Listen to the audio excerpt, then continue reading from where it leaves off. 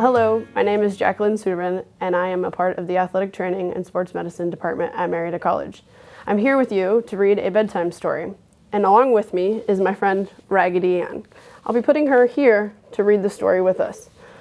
So for tonight's read, I have the original Adventures of Raggedy Ann, and I'll be reading The Raggedy Ann and the Kite. Raggedy Ann watched the preparations with great interest. A number of sticks were being fastened together with strings and covered with light cloth. Raggedy Ann heard some of the boys talk of the kite, so Raggedy Ann knew this must be a kite. When a tail had been fastened to the kite and a large ball of heavy twine tied to the front, one of the boys held the kite up in the air and another boy walked off, unwinding the ball of twine. There was a nice breeze blowing, so the boy with the twine called, "Let her go!" and started running. Marcella held Raggedy up so that she could watch. How nicely it climbed, but suddenly the kite acted strangely, and as all the children shouted advice to the boy with the ball of twine, the kite began darting this way and that, and finally, making 4 or 5 loops, it crashed to the ground. "It needs more tail on it," one boy shouted. Then the children asked each other where they might get more rags to fasten to the tail of the kite.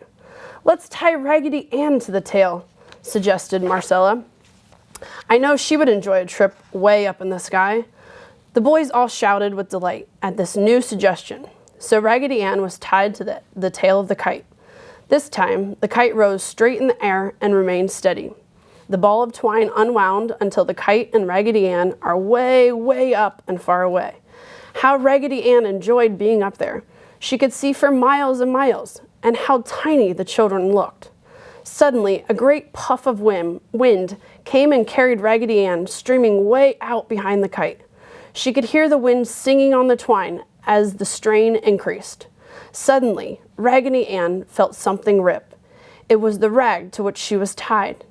As each puff of wind caught her, the rip widened. When Marcella watched Raggedy Ann rise high above the field, she wondered how much Raggedy Ann enjoyed it and wished that she too might have gone along. But after the kite had been up in the air for 5 or 10 minutes, Marcella grew restless. Kites were rather tiresome. There was more fun in tea parties out under the apple tree. "Will you please pull down the kite now?" she asked the boy with the twine. "I want Raggedy Ann." "Let her right up there," the boy replied. "We'll bring her home when we pull down the kite. We're going to get another ball of twine and let her go higher." Marcella did not like to leave Raggedy Ann with the boys, so she sat down on the ground to wait until they pulled down the kite. But while Marcella watched Raggedy Ann, a dot in the sky, she could not see the wind ripping the rag to which Raggedy was tied. Suddenly, the rag parted, and Raggedy Ann went sailing away as the wind caught in her skirts. Marcella jumped from the ground, too surprised to say anything. The kite released from the weight of Raggedy Ann. And you can see Raggedy Ann. "We'll get her for you," some of the boys said when they saw Marcella's troubled face, and they started running in the direction Raggedy Ann had fallen. Marcella and the other girls ran with them. They ran and they ran and they ran, and at last they found the kite upon the ground, with one of the sticks broken. But they could not find Raggedy Ann anywhere. "She must have fallen almost in your yard," a boy said to Marcella, "for the kite was directly over here when the doll fell." Marcella was heartbroken. She went in the house and lay on the bed. Mama went out with the other children and tried to find Raggedy Ann, but Raggedy Ann was nowhere to be seen. When Daddy came home in the evening, he tried to find Raggedy, but met with no success. Marcella had eaten hardly any dinner, nor could she be comforted by Mama or Daddy. The other dolls in the nursery lay forgotten and were not put to bed that night, for Marcella lay and sobbed and tossed in her bed. Finally, she said a little prayer to Raggedy Ann and went to sleep. And as she slept, Marcella dreamed that the fairies came and took Raggedy Ann with them to Fairyland for a visit, and then sent Raggedy Ann home to her. She awakened with a cry. Of course, Mama came to her bed right away and said that Daddy would offer a reward in the morning for the return of Raggedy. "It was all my fault, Mama," Marcella said. "I should not have offered the boys dear old Raggedy to tie on the tail of the kite, but I just know the fairies will send her back." Mama took her in her arms and soothed her with cheering words. although she felt indeed that Raggedy Ann was truly lost and would never be found again. Now, where do you suppose Raggedy Ann was all this time?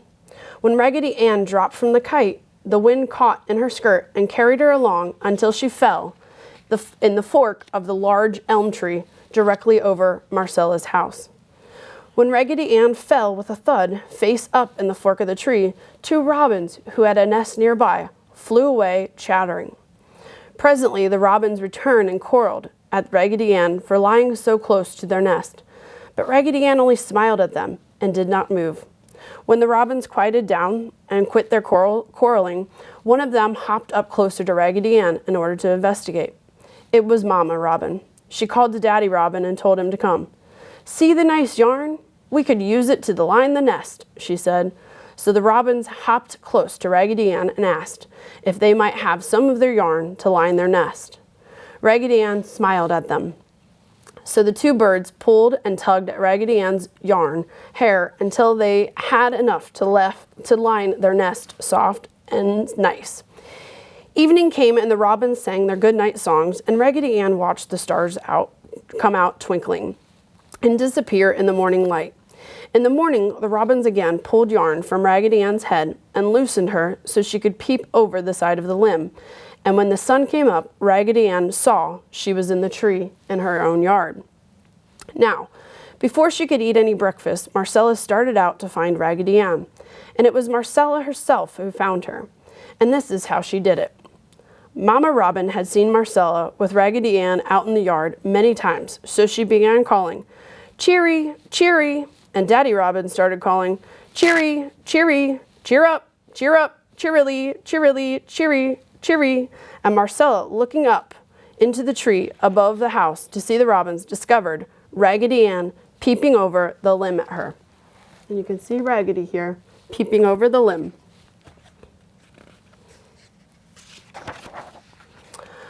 Oh, how her heart beat with happiness. "Here's Raggedy Ann," she shouted as she ran toward the house, and Mama and Daddy came out and saw Raggedy smiling at them. And Daddy got the clothes prop and climbed out of the attic window and poked Raggedy Ann out of the tree, and she fell right into Marcella's arms, where she was hugged in a tight embrace. "You'll never go up on a kite again, Raggedy Ann," said Marcella, "for I felt so lost without you. I will never let you leave me again." So Raggedy Ann went into the house and had breakfast with her little mistress, and Mama and Daddy smiled at each other when they peeped through the door into the breakfast room, for Raggedy Ann's smile was wide and very yellow. Marcella, her heart full of happiness, was feeling Raggedy Ann part of her egg. And you can see Raggedy Ann here. Thank you and good night.